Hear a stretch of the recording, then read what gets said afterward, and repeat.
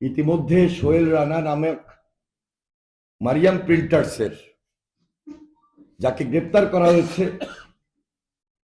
সে আমরা যতটুকু শুনেছি জানি জামায়াত ইসলামী কর্মী বলে তার হয়তোবা পদ পদবিও রয়েছে।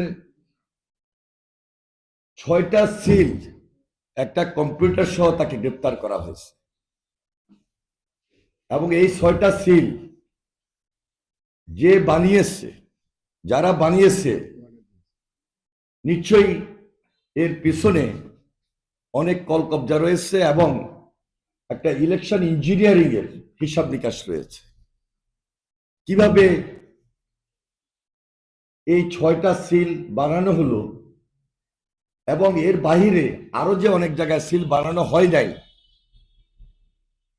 সেটা প্রশাসনকে অবশ্যই আরো খুব সতর্ক এবং সজাগ থেকে প্রকৃতভাবে কোথায় কোন জায়গায় এই ধরনের জালিয়াতি হচ্ছে আগে থেকেই ব্যবস্থা নিতে হবে। এর পাশাপাশি সিলের পাশাপাশি নিশ্চয়ই ব্যালট বানানোরও, নকল ব্যালট বানিয়ে, ধরেন ভোটের দিন একজনে একটা ভোট দিবে, তাদের সেই নির্ধারিত লোক একটার সঙ্গে যদি আরেকটা ব্যালট বা আরো 2টা ব্যালট বা আরো 3টা ব্যালট নিয়ে গিয়ে সেই স্বচ্ছ ব্যালটের মধ্যেই রাখে গোপন কক্ষে, ধরার মতো কেউ হয়তো নাও থাকতে পারে। এজন্য আগে থেকে আমাদেরকে খুব সজাগ এবং সতর্ক থাকতে হবে। বিদায় আমরা আজকে এই প্রেস কনফারেন্স করেছি, এই সংবাদ সম্মেলন আয়োজন করেছি। প্রকৃত তথ্যটা আমার চেয়ে বেশি আপনারা ভালোভাবে প্রচার এবং প্রকাশ করতে পারবেন। যেহেতু প্রশাসন তাদেরকে গ্রেপ্তার করেছে, এর পিছনে কার ইন্ধন, কোন প্রার্থীর ইন্ধন, কোন নেতার ইন্ধন, কিভাবে এই 6টা সিল বানানো হলো, এটা খুঁজে বের করতে হবে এবং দৃষ্টান্তমূলক শাস্তির ব্যবস্থা করতে হবে। তাছাড়া প্রত্যেক কেন্দ্রে কেন্দ্রে জাল ভোট যেন না হইতে পারে, প্রত্যেক কেন্দ্র কেন্দ্রে যেন এই ধরনের জালিয়াতি না হইতে পারে, এর ব্যবস্থা গ্রহণ করতে হবে এবং সরকারকেই, নির্বাচন কমিশনকেই এই উদ্যোগ গ্রহণ করতে হবে। আমাদের কেন্দ্রের মধ্যে যিনি এজেন্ট থাকবেন, তিনি সর্বোচ্চ দায়িত্ব পালন করবেন। যিনি প্রিসাইডিং অফিসার, তিনি যেন নিরপেক্ষ হন, তিনি যেন কোনোভাবে কোনো দলভিত্তিক আসেন, অত্যন্ত দায়িত্বশীলতার তিনি যেন পরিচয় দেন।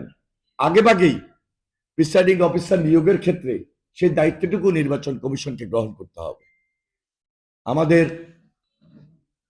এই যে আজকে সংবাদ সম্মেলন, এর মধ্য দিয়ে আমি মনে করি লক্ষ্মীপুরের প্রত্যন্ত অঞ্চলে আমাদের যে সকল নেতাকর্মী রয়েছেন, যারা আমাদের বিভিন্ন কেন্দ্রে কেন্দ্র কমিটির দায়িত্বে রয়েছেন, তারা খুব সজাগ এবং সতর্কতার মধ্য দিয়ে চলবেন এবং ধৈর্য ধারণ করে পরিস্থিতিকে পাহারা দিবেন। নির্বাচনের দিন যিনি এজেন্ট থাকবেন আমাদের দল থেকে, এর বাইরেও আমাদের কেন্দ্র কমিটি এমনভাবে তিনি তার দায়িত্ব পালন করার জন্য তাকে পরামর্শ দিবেন, কোনোভাবেই যেন জাল ভোট এবং জালিয়াতির সুযোগ না পায়, সেই দিকে বিশেষ নজর রাখবেন।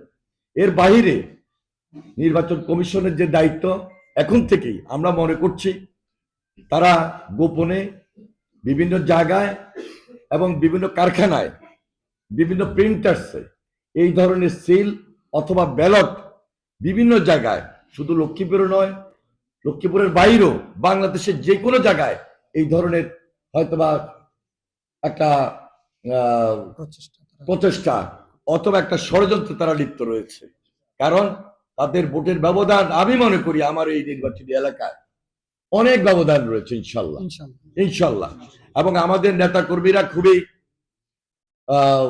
তাদের যে গণসংযোগ, তারা যেভাবে গণসংযোগে ব্যস্ত আছেন, সাধারণ মানুষের মধ্যে ধানের শীষের পক্ষে যে জোয়ার, এই জোয়ারই সেটা প্রমাণ করে দিবে 12 তারিখে ধানের শীষে ভোট দিয়ে কোনো ষড়যন্ত্র এবং কোনো ধরনের এই যে আজকে অপচেষ্টা, আজকে যেভাবে প্রিন্টার্সে গিয়ে সেখানে সিল বানানো এবং এই সিলের সঙ্গে যে একটা যোগসূত্র রয়েছে ব্যালটের, সেটা হতে তারা সার্বক্ষণিকভাবে পাহারার মধ্যে থাকবেন।